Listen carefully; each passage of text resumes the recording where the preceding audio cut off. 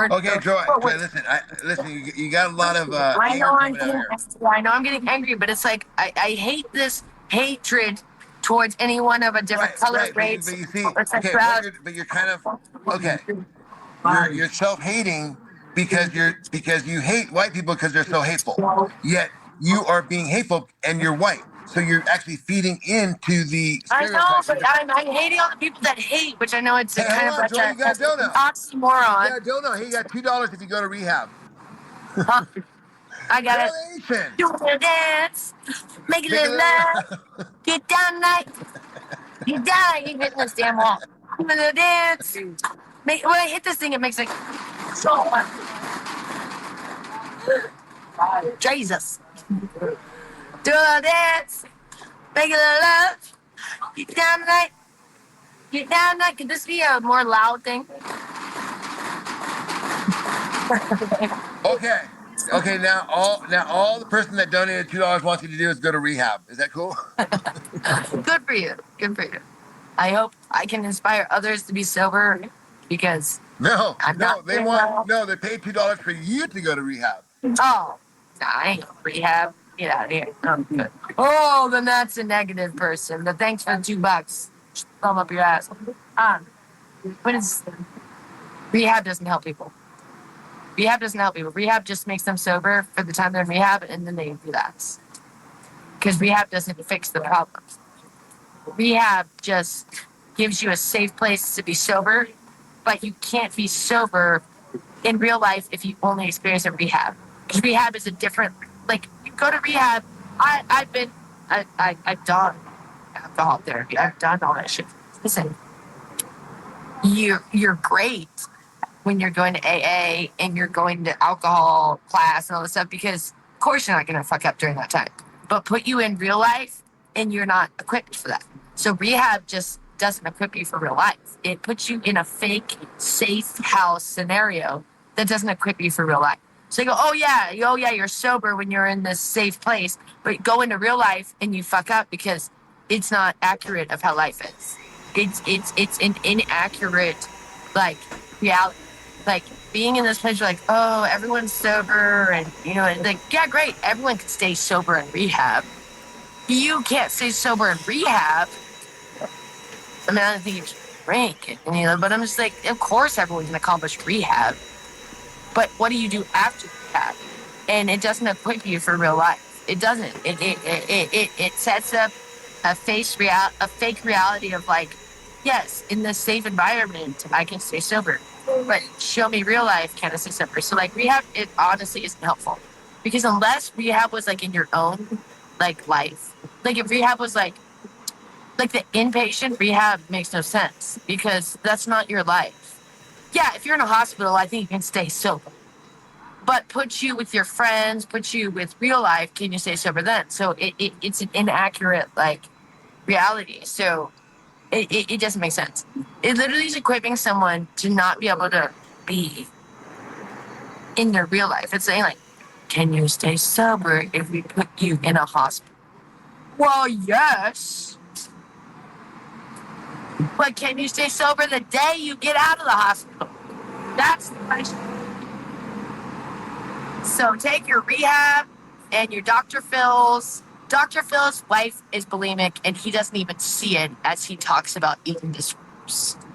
So I'm sorry, but mainstream psychology doesn't fit me.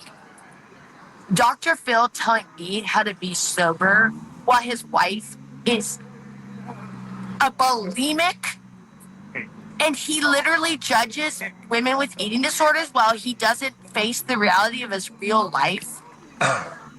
Okay. Now it's not been proven that she has an eating She is disorder, 100% bulimic. but it's pretty Her obvious voice is because hoarse. She has them skinny, frail legs. And I think she's on Ozempic now, though. well, I don't know why she'd be on Ozempic. She's already like emaciated. I don't know why she's on Ozempic. I don't know. That's just another speculation I have. I mean, she's already like emaciated, and Phil is Rich Gloria calls him Mr. Phil. Mr. Phil, which is actually disrespectful. So probably would hate to hear, I'm a doctor. Well, Mr. Phil you are fat and your wife is thin to an emaciated level, and you don't like wake up and see what's happening in your own life as you try to inform others of how to live their own lives, when you don't, like, my mom always said, if it don't work at home, don't export it. Oh, I like that. And that's what I feel with Dr. Phil. He's trying to give me advice when he doesn't realize his own home life is messed up. So Gloria watches Dr. Phil like all day long, and I hear him. I just It's so cute. like nails on the chalkboard. His It's so cute because she refers to him as she says. I said, so what's going on? She says, oh, you know what Mr. Phil says. She calls him. I know, Mr. which is Phil. like It's super so funny. disrespectful. I love that she says that because he would be appalled by her. He'd be appalled by that, but it's just so funny. It's just such a cute way. It's like, hey, Mr. Phil. I know, because she doesn't realize that, like, that as a doctor, he would be appalled by her calling him Mr. Phil. So I feel like it's like Gloria's unknowingly. Hold on. Lord Noto gave a $5 donation. Hit it up. Hey, You do your do a thing. little dance, make a little love, get down tonight, get down tonight, do a little dance, make a little love, get down tonight, get down tonight. You guys don't even know. There are like 10 people staring at me.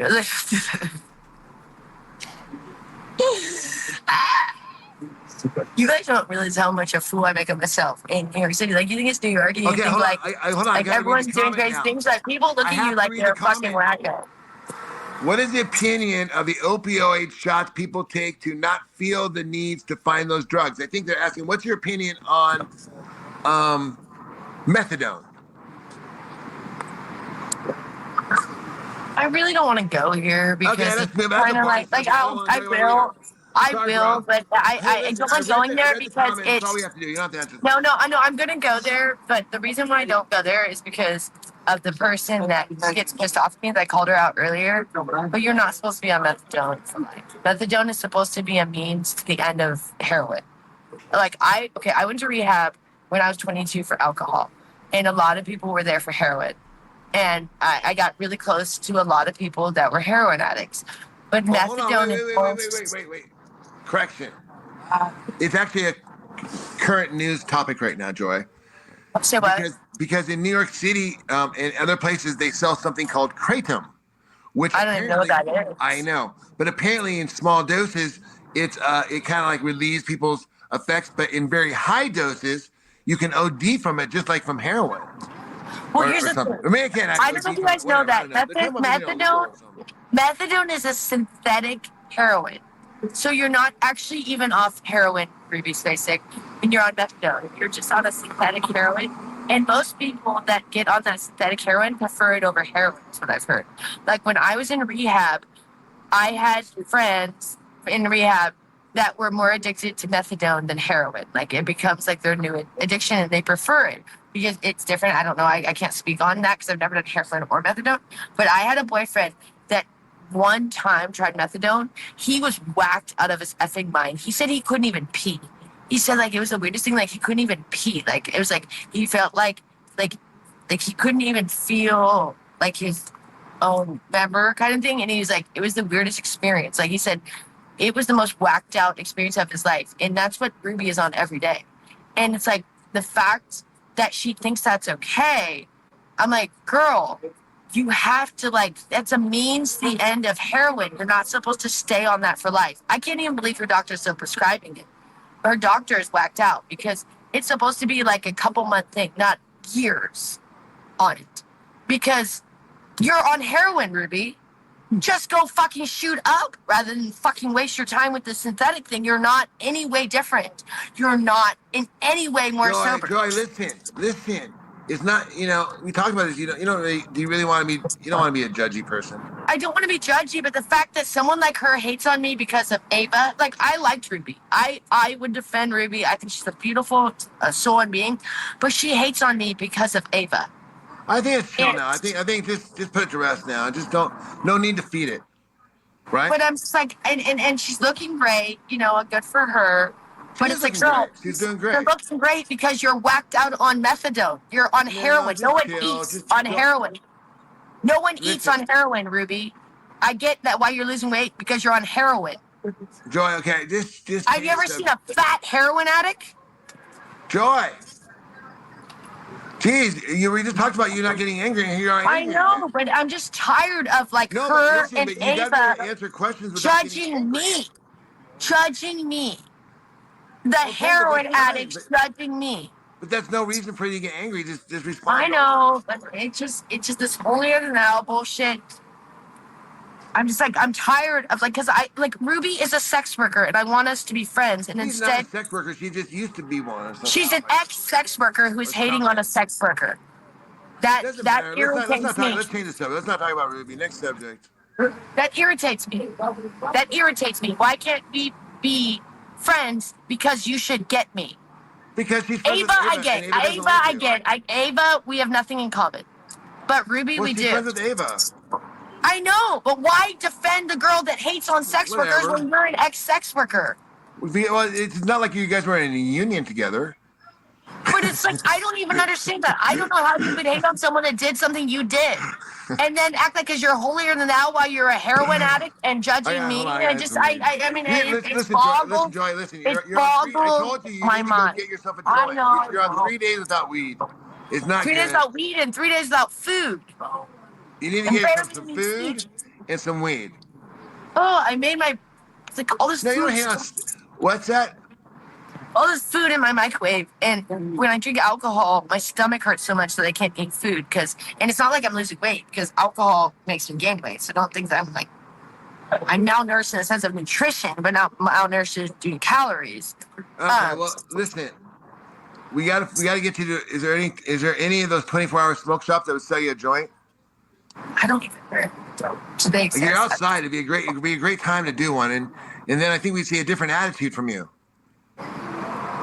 I know. You know? People judge me for the weed, but weed keeps me from. Well, I mean, yeah, I mean, when I was in Doing things like AA, people alcohol. judge people for taking Prozac. But it's like weed is in no way like alcohol or heroin or cocaine. It's a different thing, and it's something that can be extremely helpful to people. So anyone that says weed is like another drug, you don't understand weed because it isn't. Just believe me, when I want to do another thing like alcohol, please ask me loud ash drop. Wait, Hey, listen, I'm gonna do a ball hand. Hold on. I know. Speak of jelly, jelly here. I will jelly cheese on.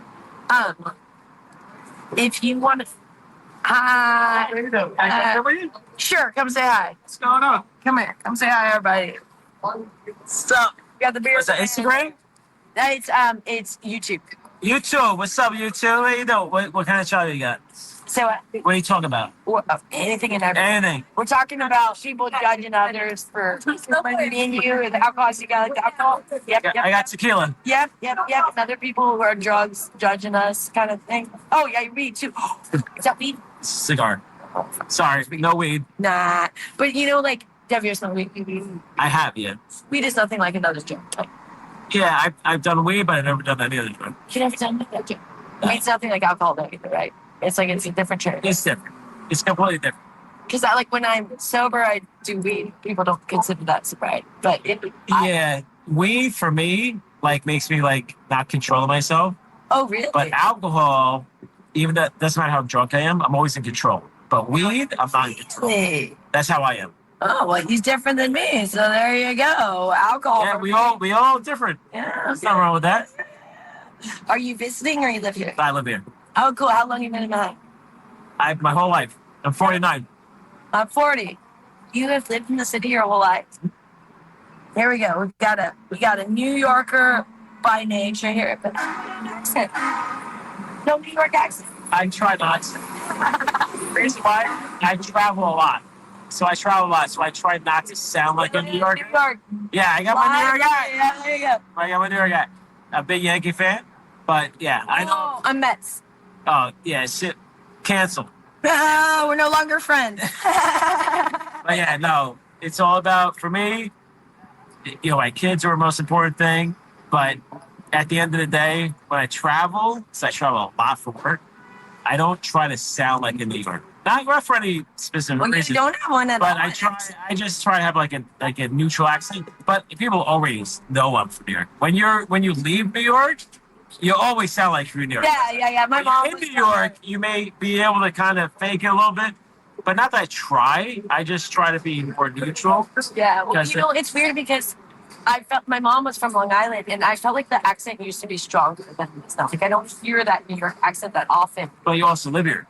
So I It may don't. not be as strong to you, Yeah, but that's to true. someone from Montana, Yeah, that's true. Then you don't forget about it. Yeah, my mom. If I say forget about it, I say forget about it. Forget about it. That Right? one, I heard it. I heard. And you hear it, certain things. Forget about New it. York. If I go to Vegas, I say New York. Oh my God, If I'm I- from Vegas now. I can't believe you just said Vegas. I said That's New where York. I'm from Vegas. Yes. You're from Vegas? Well, I'm from Cali, but I live in Vegas. But I did live in Manhattan for a year too. Okay. And I visit like every couple of weeks. But my mom is from Long Island.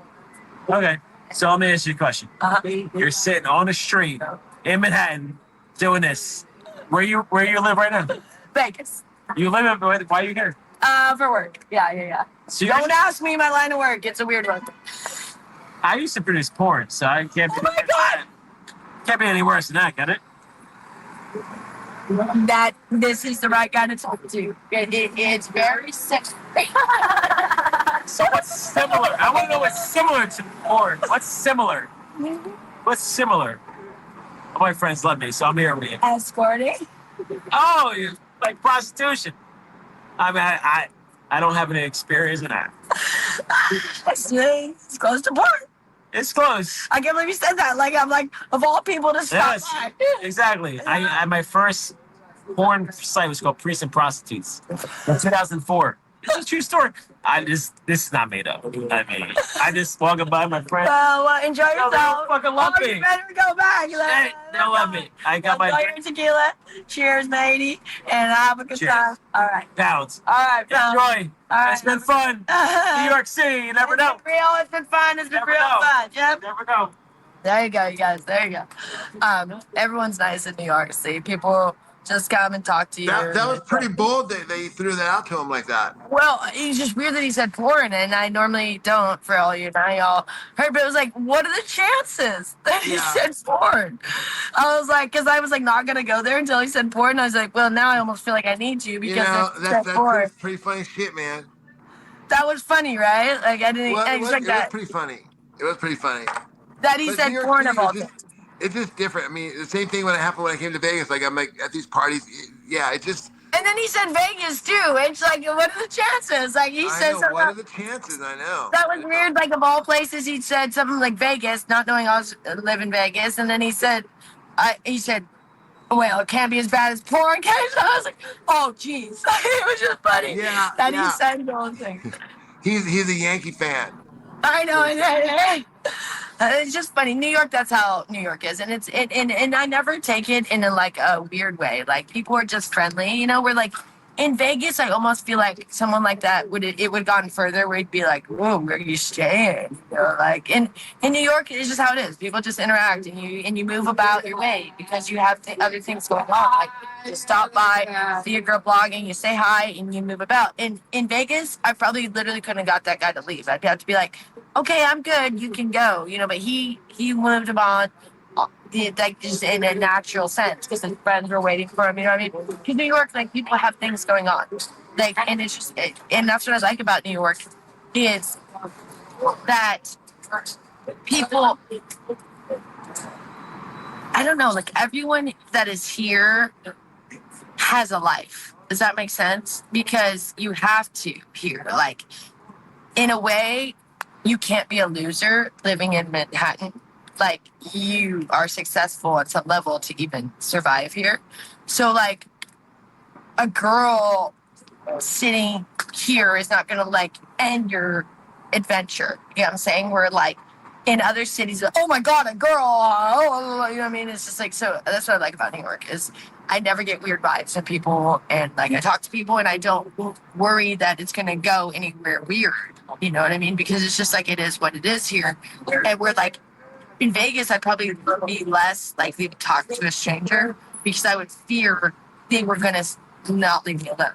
You know, like I knew that guy was gonna stop for a second and move about his way because he was here with his friends. They had walked ahead of him, and like I just knew he's gonna stop for a second and carry on. Like in Vegas, I'd be like, don't even interact because that guy might latch on and never let you go, kind of thing, and like be a nuisance. In New York, that's when people stop, they say hi, they go about their way because they have lives. Like you have a life. Like you said, he has kids. You know, he has a life in Manhattan because in order to survive in Manhattan, you have a life. You're in no way a loser. So it's like I wasn't gonna like stop his entire night, you know, but he just wanted to pop in because he saw me sitting here with a tripod and then what's this girl doing? But it was like and then he carried about his way, you know. And that's what I like about New York is people have other things going on. So you're not their biggest event of their night. Like seeing me sitting on the corner was not his biggest event of the night. You know what I mean? Whereas in some cities, that might be the craziest thing you see. A girl blogging on the corner might be like, what in the world? I've never seen something like this. Here they're like, yeah, what are you doing? Like nothing is weird in New York. Nothing is out of the norm. Like everything is acceptable if you're in a weird way because it's like, I don't know, it's just New York. Like New York is supposed to be New York is supposed to be different. New York is supposed to be edgy. New York is supposed to be all these things. And that's what I love about New York is it is those things. So like I'm never the weirdest person in New York. I mean just like where I guarantee half the time I'm the weirdest person in Vegas at times. But never like the weirdest person here. It's just not gonna happen. There's always gonna be someone cooler, weirder, smarter, hotter, more successful than me. That's why like you come here because these are the winners. And I'm like the biggest loser in New York. Like, and that's a good thing to be like the worst in with the best. Does that make sense? Because to be the best with the worst, that's like, but to be the worst with the best, like, sure, it can be last with the winners. Don't make me be first with the losers. Does that make sense? So in New York, everyone's a winner. Like in order to survive in the city, you're a winner. Like this city is hard and this city eats people alive. And living here a year, like I will forever like bow down to anyone that has survived here all these years because it is not easy. And it's expensive and it is hard work and it is dedication and it is a commitment to want to be here because any other state is easier than living in New York. Living in New York is hard and you have to want it in order to make it happen because all you have to do, pack up, go to Vegas, and you just dropped your rent like 90%. So to be here, you want to be here. And people want to be here because the winners are here. Yeah, same like be in the best pool of society versus the worst. And I get not everyone can be here because it is too expensive, but if you can, like pat yourself on the back that you were in New York because it's a cool thing and it weeds out the ones that can't handle it. I mean, and I could stay to the level of these people because I don't make enough to survive here. Like I was drowning living in New York because it is too difficult. And I mean, we were making it, but like long term, I couldn't keep up with the pace that was needed for here. Like I was working every single day for a year. I didn't have a day off, and that pace I can't keep for life. You know what I mean? I can't not have a day off for years on end. I did for a year, but I couldn't do it much longer. And Rich pulled me out of New York, and I didn't want to. I was mad at Rich. He got us a plane ticket back to Vegas, and I was infuriated at the time because I was like, "Don't take me away from New York. I want to be here." But he took me out of here because I was drowning. And he could see it. And now when I look at my photos from when we lived here, I was like, oh my God, I can see why you're worried. I mean, I was emaciated. It looked like death, like a ghost. And I was like, no, let's go. Let's just keep chucking on forward. And he's like, you're going to die. And I was pushing myself to such a level because I deep down wanted to make it work. Like I wanted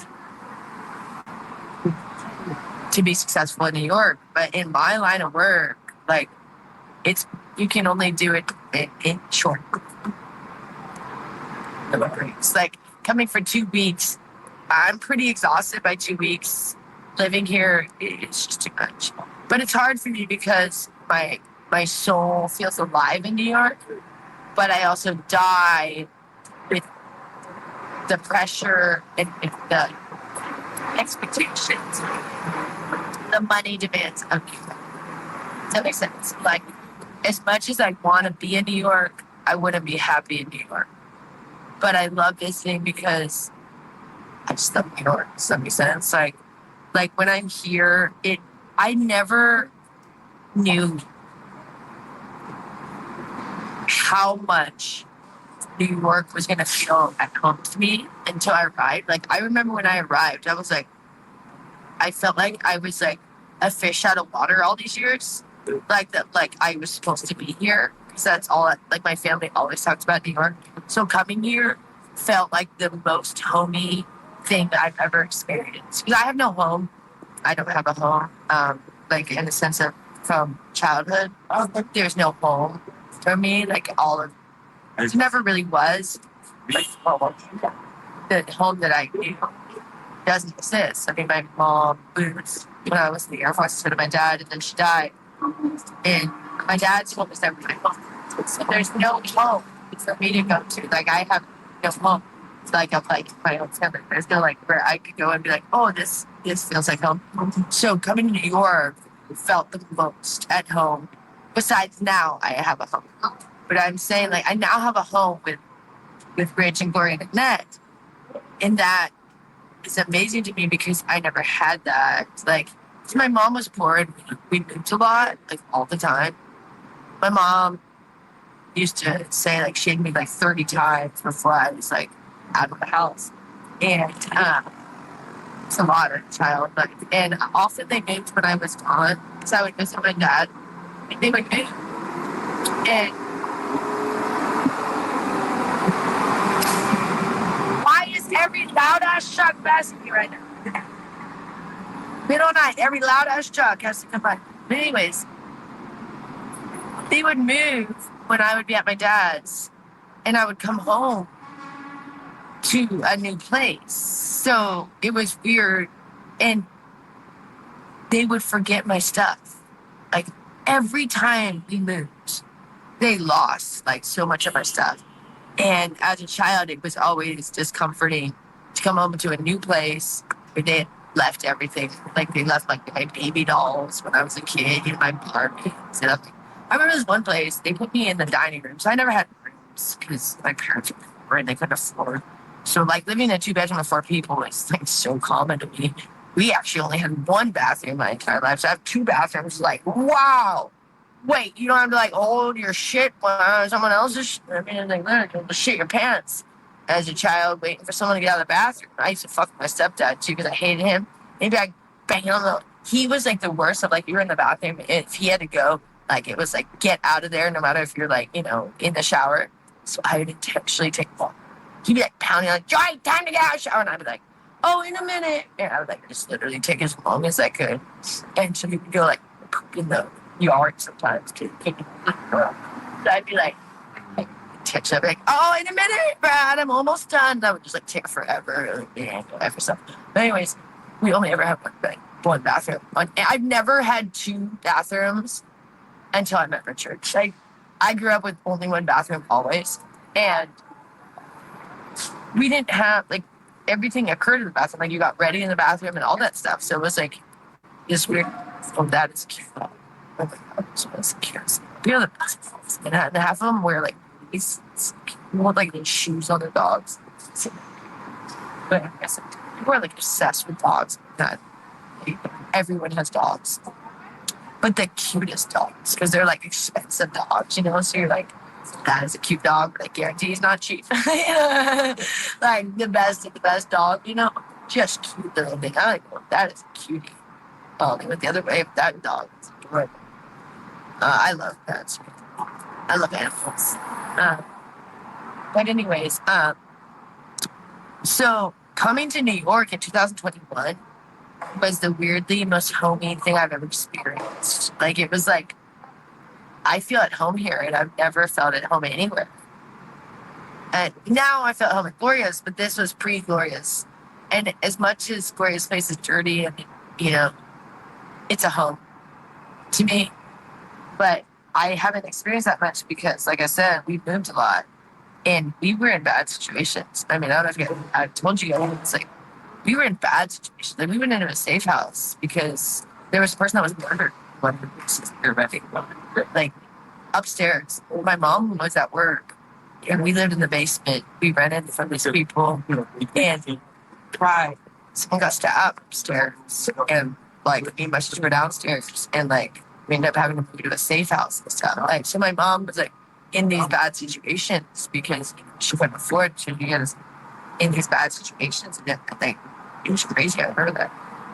Like, So there's so much. they were just in the safe house and the safe house had a table. Well, the safe house was not a level house.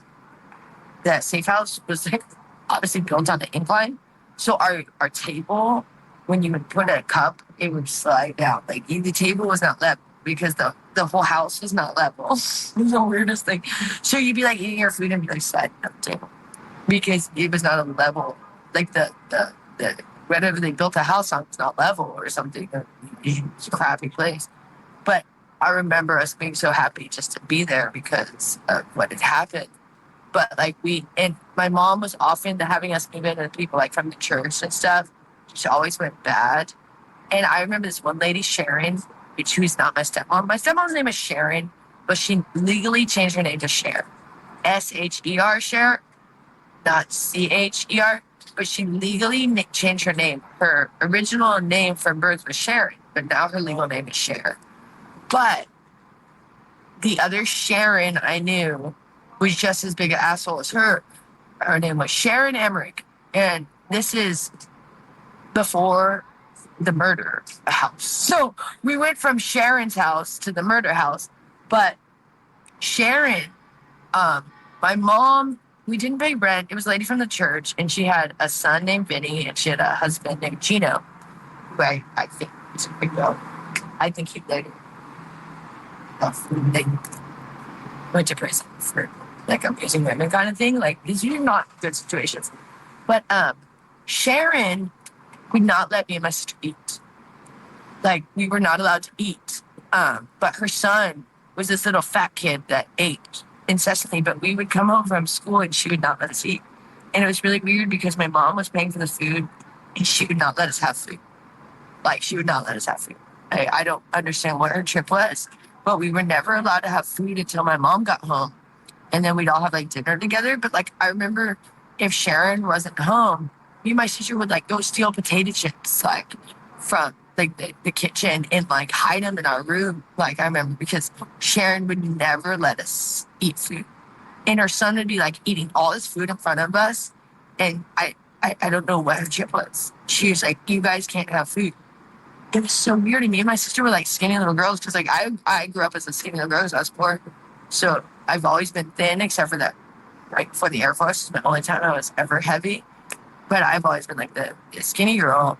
And yeah, she was like making us even skinnier. And it was like, why will you not? I mean, I was like 7 years old and this woman is like starving. It's like when you come home from school, like for one thing, my mom didn't even send us to school with lunches. So we wouldn't even, like I would have no food at school and I would come home and Sharon wouldn't let us eat until my mom got real nice again. And my mom, I'd go in the kitchen and get some food and bring it to the room. But we stayed in this one room and we must have like lock ourselves in the room because Sharon was a wacko. And it was like just like weird things like that. So I have very, very rarely felt at home in any place I was living. But New York, when I got here, I was like, this is home. Like how I'd never been here. But like it was like, oh, I get it. Like I'm like displaced in California. I'm like a New Yorker that was like displaced. But now like Gloria's home is a home to me. And I don't care if it's dirty at times, like it's home to me. So I do appreciate that. Like as much as I've talked shit and said bad things, Gloria has been a home to me. You know what I mean? Like she has been. And I feel bad that I disrespected that because, yeah, she's got her issues. Enough with the loud trucks. But, like, my mom had way more issues. Gloria would never abandon her children by shooting herself in the heart. It's not something Gloria would do. And that's what my mom did, or maybe my stepdad. I don't know. It's up in the air. But that scenario would never occur. I know. That's how I like. Oh, I can let her shoot. You. That pretty good. She's so drunk. You can barely find her. She's like staggering, but anyways, so I appreciate that I have a home now, and that's like, it's nice because New York is harder to feel culture. Does that make sense? Like, even though like I felt at home here, it's hard to make it your home. Does that make sense? No, that seems like an opposite, but it's like I felt at home, but it was also like the pressure of we were paying $7,000 a month for hotels. I mean, you can't survive on that kind of like expectation of money. You can't pay $7,000 for rent a month. I mean, people do, but it's a rat race. Like, you know, it's a treadmill that you're on that never stops. Like, because if you get sick in any level, like unless you have sick days, like you're gonna fall off that treadmill, and like that isn't a way to live unless you just like have a job that just pays copious amounts of money. But if you have a job that's paying you hourly, you can't survive. It's $7,000 a month. Some people pay $20,000 for rent here. $20,000 a month is a good deal sometimes in New York. We were paying $7,000. We were paying $4,000 for our condo, $4,200 for the condo. But once we went to hotels, it was $7,000 at the cheapest. Because hotels are that expensive. It's like you can't survive at that level of expectation. I mean, it's like, yeah, you can, but you're not going to be happy. You know, like, yeah, you can as you beat yourself to hell. But so Richard had to nip it in the bud of like, Joy, this pace is going to kill you. And I wouldn't accept it. And when I look at my photos from 2021, I was like, oh my God, I don't know how he was looking at me. I looked like a ghost. Like I was like 90 pounds and I'm 5'6". That's insane. That's insane. That's disgustingly insane. I mean, it's like I've been 90 pounds since I was like 6 years old. And then I was that when I lived here. It was wrong, and it wasn't intentional, but that's just the pace of New York emaciated me. And I look at my photos and I'm appalled by myself. I'm like, ugh, disgusting. How did people even see me? Like, oh, I was like bones. I was like skin and bones. Disgusting. My hair was bad. I mean, it was bad. And I remember getting some negative reviews of people saying, you know, those things and me being mad, but now I'm like, oh, I get it. I don't know how anyone saw me. But I remember a client called me a bag of bones.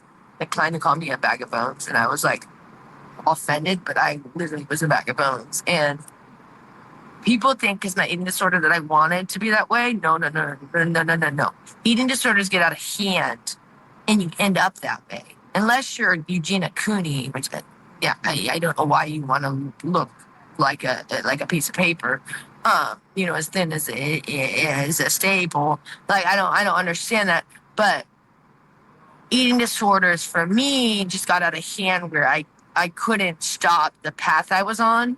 So I never wanted to be 90 pounds, but I didn't know how to not be 90 pounds, if that makes sense. Because it was like, it just led me down a road that I didn't know how to undo until I discovered the keto and the carnivore. And that's why I I just preach about that, because it did save me from probably dying. And and I know I relapsed, but I relapsed for a short time, then I get back on track, where I was living in that state always. So I was gonna die. I mean, if Richard didn't dig me out of Manhattan, I probably would have died. And like, if Rich didn't make me stop my eating disorder in 2015, I was definitely gonna die. And so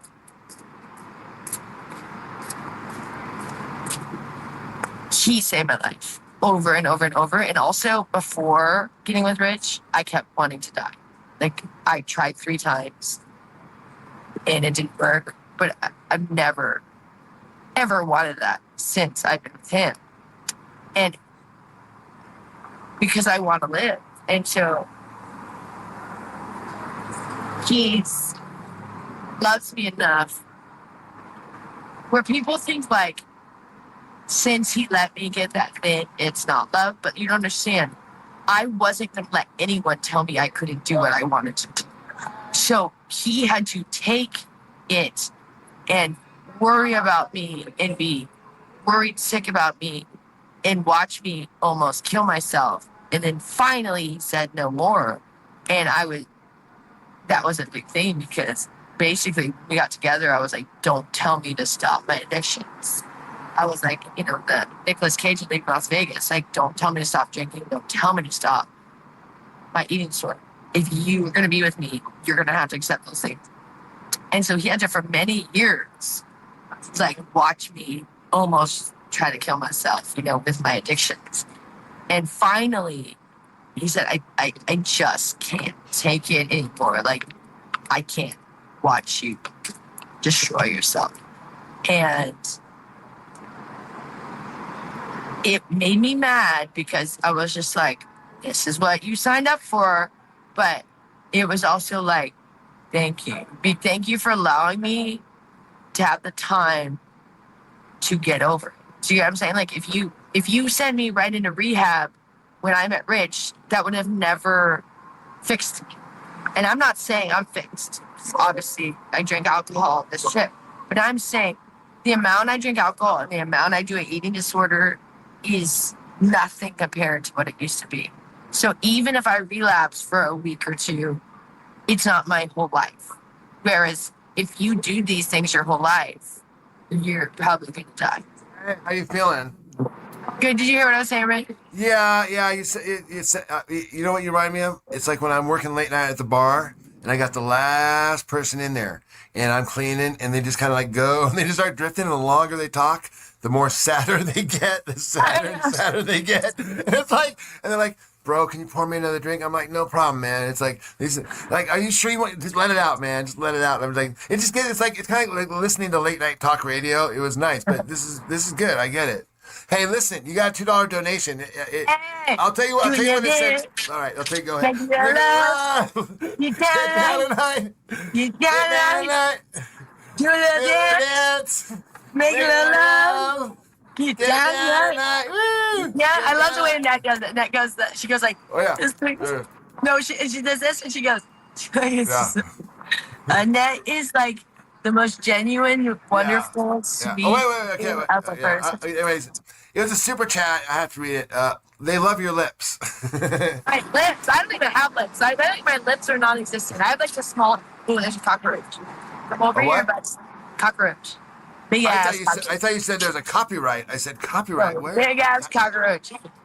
You guys know we would kill cockroaches, and I know. I was on this thing where I didn't want to kill any other living creature for like a year. Oh my God. After the cave, we would not kill a cockroach. And our place was infested with cockroaches, and we would not kill them. They were like falling off the walls. Joy. Can I tell the story? Hold on. Let me tell the story. Yeah, let me tell them one thing first. In our Discord, I literally just today, it's funny you mentioned this story. I posted a picture of our first studio that was in a weekly motel after we left the cave. This is after we got all this training, so we got all these crazy ideas, right? Like that pigeons can only eat Organic almonds. I was spending like $50 $50 a day, to feed all of the pigeons in the neighborhood organic which was almonds. illegal, by the way. Yeah, and I got fined and everything, and I was like on this God. quest to feed Anyways. only organic. I gave them regular almonds, and they didn't like them. Like they wanted the organic ones, so I'd spend like $10 a bag on these damn things, and I'd sometimes buy like 5 bags a day for the damn pigeons. I mean, because there was like millions of them where we lived. I mean, they like all of them pollinated at this one area because someone had fed them there before or something. There was like so many. And I would just feed them all day. And then one of them had a baby. They had a baby squab, and it was just crazy. Anyways, okay. So we're living in this weekly, and they come around to do cockroach sprays, like because the weeklies have a really bad thing about doing cockroaches. I don't know what that's about, and they get infested with cockroaches, and like it just never ends. So me and Rich, like before the cave, we were like bombing the cockroaches. Like, you know, you do those like bombs in the house, but like the bug bombs. But this orchid guy came over one day, and it was really funny because me and Rich were drinking at the time. And this orchid guy, is that what's called orchid? What's that? What's that? The guys that do he came over, and it was like his weirdest, the most attractive man. He comes in, he's like one of those guys, super ripped, like almost like 6-pack. We were like, is this a porch thing that we're unaware of? Like this super like hot guy comes in, and he's like, I'm here to get ready to bed bugs. I mean, your cockroach. And he said, oh, you guys have been bombing the place? Like, that's the worst thing you could do. That actually only makes them be more of a problem. Because when you do that, I guess like their eggs lay, and then they just like infest. But after we heard that, we're like, we'll never do that again. Then, like Rich said, so this was a different place, then we go to another place, because that was pre-cave. Then we go to another place, and it's infested with bed bugs. I should say cockroaches. And that's glorious. Cockroaches. Never had bed bugs, so glorious, but cockroaches. And we go, we're not going to do that again, because one thing the man said, don't do that, but also we don't want to kill these living creatures, because they're kind of like weirdly cool. They look like little aliens. Like, they don't really do anything. They're just weird to look at, but they don't bite you. Okay. They don't harm you in any way. You were telling me about this movie that your dad loved that was about cockroaches. Oh, Joe's apartment. Right. And during that time when we had these cockroaches there, as disgusting as they are, they're always out there. But then, okay, I get it. Like I get it. But listen, we were on a weird trip, man. But it was like, dude, you can feed them. I mean, they see you. They're really sneaky. They're really smart. And you know what else? If you spill alcohol on the counter and you don't clean it They up, lap it up. they'll be drunk. And then when you come out, they're too drunk. They're like they moving weird. It's like okay. If you're a person that could kill a drunk, stumbling there he is right there. cockroach, Like, I don't care. You're a terrible asshole. I mean, that'd be absolutely awful. He just literally like rolled out from like right under me. I was like, where are you? Oh my god. Well, you know, it is pretty gross in New York City, though. I mean, yeah. It is a big ass one. They're big. But Vegas was different. Vegas is like everything's. So we're at this place and we say we're not going to ever kill a cockroach. Okay. So they're literally like everywhere in our place, because if you don't kill them, like when the place infested, they just go nuts, because they go, oh, you're not going to kill me. So they come out all hours of the day and night, because they only hide if they think they're going to get killed. If they realize like no one's going to kill them, they just like fully roam your place. So we have this guy come over, not this porn looking hot guy, another guy that not attractive, the maintenance dude. And he comes in, he said, you guys have a cockroach problem, we're spraying. We said, no, we don't, because we didn't want to kill him. And he said, are you sure? Because I think like everyone has a cockroach problem here. Said, no, we don't. So okay, well, I need to come in and look. I didn't inspect. So he comes and says, you say you don't have a cockroach problem. Those guys are falling off the walls in your place. They're falling off the ceilings. You don't have a cockroach problem, you're infested. And we're like, oh, darn it. Oh, those are cockroaches. We said, oh, those are cockroaches. That's what we said to the guy. We said, oh, we didn't know those were cockroaches, because we didn't want him to kill them. And he, of course, spread them to kill them all. But we go, oh, we didn't know. We're pacifists, man. We were feeding the pigeons organic. They were so bad. We were so infested. And he was like, you don't have cockroaches. You have more cockroaches than anyone in this whole building. And we were like, oh, that's what those are? Oh, we didn't know. Well, we didn't want them to spray it. They sprayed our place bad. And we were like, because they were our little friends, you know? They tell my little buddies, you were getting them drunk. We didn't mean to. That actually was Joy, hold on. That Hold was on, hold on. pre-case. That was Hold on, pre-case. Joy, Get it listen. started. Really random. I know you loved that Willy Wonka coat.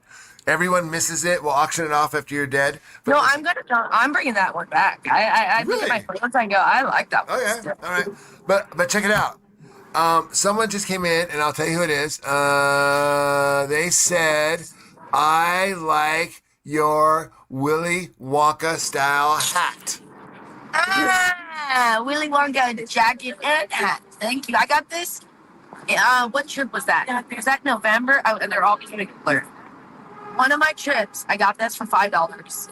You know me, I spent $5.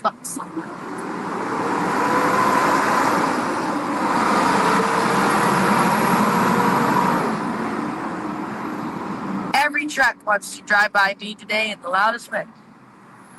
Those are loud ass trucks. I guess it's middle of the night, so that's what they do. But, anyways, I want to bring that Willy Wonka jacket back. It's in the garage, and I look at my photos and I go, I like that. But I was trying to like do something different and move past the Willy Wonka. But I think I gotta make a research. Oh, hey. Yeah, no, we're good. We're good, bud. That one is not the one I want to talk to. I'll tell you that. You see a certain level. That one, that guy is a wacko. I'm not gonna be a part of that one. Let's go sit down next thing. I gotta move along. I don't want to see where I am. Move along. I'm not near my hotel, but I just don't want anyone knowing where I am because just hold on. So I'm like keeping you guys close till I get that. I was not gonna put up with that. Mm-mm. Yep. No. No. But how are you? Can I get away from people that are weird? I gotta keep you guys. Sorry, I know this is a terrible thing. Look at my New York shirt. As I find a new place before I dox myself with where I am, but all the fucking weirdos are coming out. Excuse my French there at this hour, and so I gotta find a safe domicile for myself here. Ugh, that's unrecognizable to you people. So excuse this view as I find myself a new place to pop a squat. But it's getting hairy out here of everyone is popping a squat and wasted.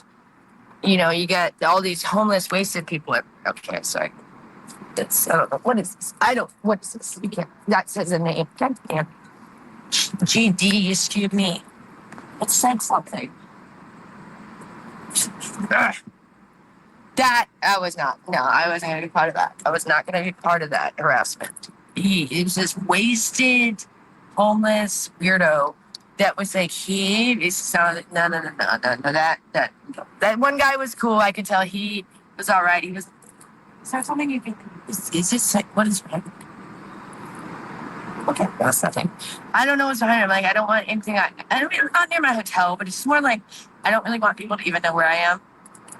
Because in a weird way, I mean, I doubt there's anyone in Manhattan watching me. But still, if they were, like, I don't like the idea of someone, like, literally being able to walk up to exactly where I am. Like be like, oh, you're exactly there. Let me, you know, I mean, not that it would happen.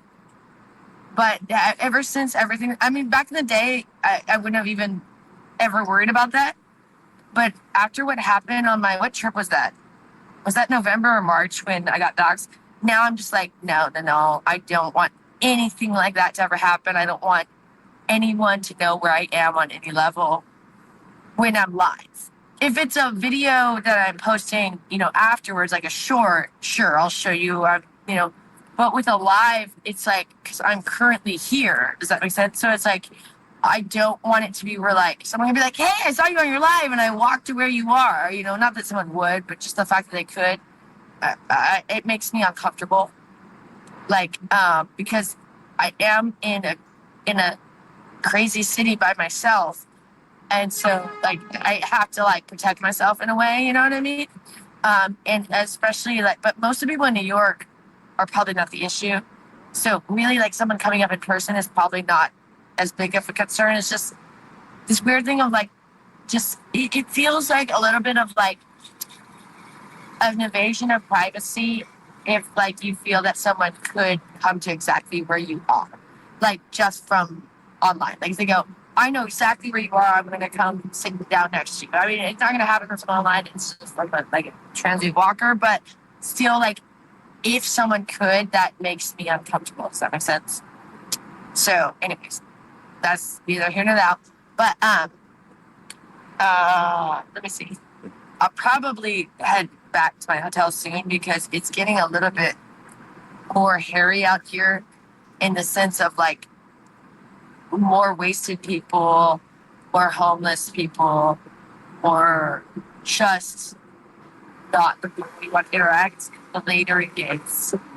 So I probably will jump off soon just for my own kind of like safety of like it's getting a little bit wild out here of like it's not unsafe or I think anything that happened to me. It just more like becomes like a little creepy, you know, because like I'm telling you, like everyone's walking by is just like creeping me out now because they're just like so intoxicated and creepy at this hour. Like this city, like it's like it gets wild after hours down here where it's like just like you know, it's like a whole nother place in the middle of the night versus during the day. You know what I mean? Yeah. This guy's just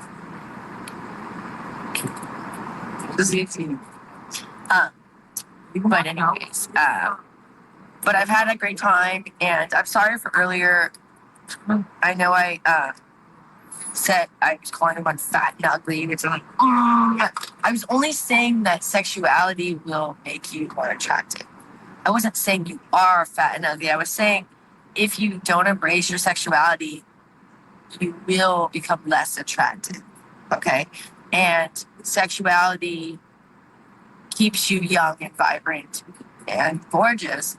Like, I believe the ugliest person can be attractive when they're being sexual, and the hottest person can be ugly when they're being uptight and not sexual. Does that make sense? Like you can see this gorgeous model who's like got her stick up her ass, like, you know, and not so hot, even though like her looks are just stunning.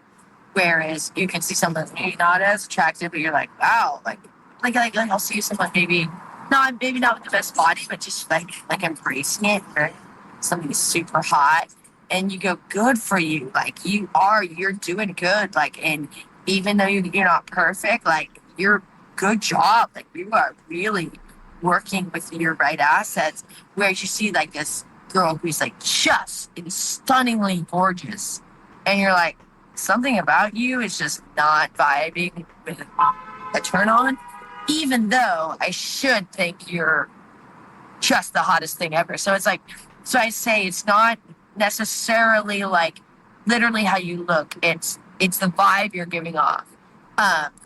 And so when I said that, I wasn't saying like you're fat and ugly and that's the end of the day. I'm saying you're only that way because you're not embracing. And I'm not even saying you have to change anything. It just be sexual, and like sexuality is beautiful. Does that make sense? So, but I should not have said that because I struggle with eating disorders. So calling people fat is the wrong thing to say because I understand that's mean and that's harsh and that's everyone struggles in our current society with weight often because it's difficult. You know, I mean, we have constant like temptations of bad food. So calling someone fat is mean because it's difficult, you know, and I get it, and it's my struggle. And so when I do that, I get mad at myself because I go, that's the last thing I'd want someone to say to me. So to say it to someone else is wrong. Does that make sense? And like, just because I'm not fat doesn't mean I'm better than someone who is, because I have an eating disorder. You get what I'm saying? That I struggle with most of my life. That is way more messed up than the person that might be a little bit more chubbier than me. Does that make sense? Like they have a normal eating habit. I have an effed up one. So when I judge someone on their weight, it makes me feel like a bad person. And I should, because I should do that. Like I should feel like a bad person for doing that. And so I honestly No, cried hold for on, the last listen.